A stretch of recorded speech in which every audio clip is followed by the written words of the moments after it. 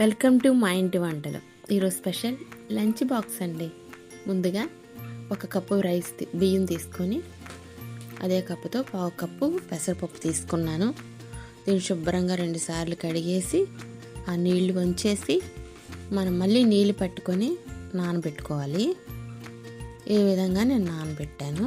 ముందుగా ఇవి కట్ చేసి పెట్టుకున్నాను. క్యారెట్, ఉల్లిపాయ, బంగాళదుంప, పచ్చిమిర్చి. ముందుగా నూనె కాగిన తర్వాత ఉల్లిపాయ కూడా వేయించుకోవాలి. ఉల్లిపాయ వేగిన తర్వాత 2 లవంగాలు, 1 చెక్క, 1 యాలక్కాయ వేసుకున్నాను. క్యారెట్ ముక్కలు, బంగాళదుంప ముక్కలు ఇవన్నీ మనం వేసేసుకోవాలి. దానిలోనే 2 పచ్చిమిరపకాయలు కూడా వేసానండి. అవన్నీ వేసుకొని మనం వేయించుకోవాలి. నేను కొంచెం మెల్మేకర్లు కూడా నానబెట్టుకున్నాను. వాటిని కూడా గట్టిగా పిండి వేసుకుంటున్నాను. అందుబాటులో ఉంటే మీరు కూడా వేసుకోండి. దీనిలో ఎన్నో పోషకాలు ఉన్నాయి. మన పిల్లలకి హెల్త్కి ఎంతో మంచిది.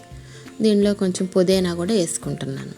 ఇవన్నీ వేసుకొని కలుపుకొని కొంచెం కలర్ మారేంత వరకు వేయించుకోవాలి. ఈ విధంగా వేయించుకోవాలి. వేగిపోయినట్లు అనిపిస్తుంది. కొంచెం అల్లం వెల్లుల్లి పేస్ట్ వేసాను. 1/2 స్పూన్ కూడా వేయలేదండి. కొద్దిగా వేసి దాన్ని కూడా మనం పచ్చివాసన పోయేలాగా కలిపేసుకోవాలి. ఫ్లేవర్ కోసం కొంచెం వేసానండి.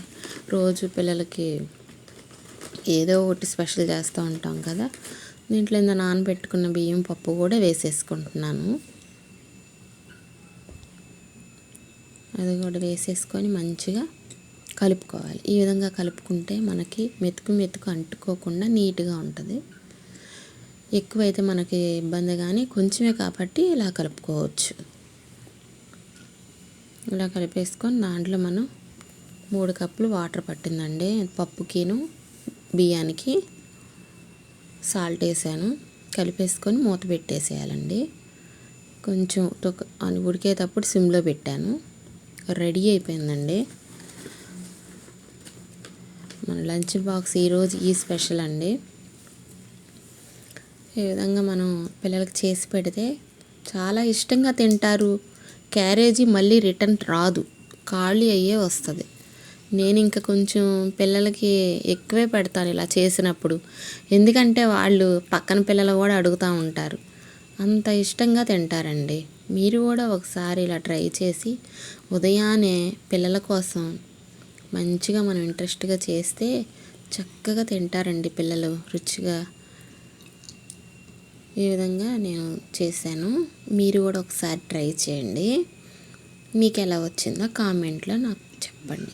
ఉన్న వాటితోనేనండి మనం ఉదయాన్నే చేసేయచ్చు. దీనిలో కొంచెం నేను పెరుగు చట్నీ చేశాను. ఇంక ఇది కలుపుకొని తింటే చాలా బాగుంటుంది. అంతేనండి. మీకు నచ్చితే లైక్ చేయండి. మరిన్ని వీడియోల కోసం సబ్స్క్రైబ్ చేసుకోండి.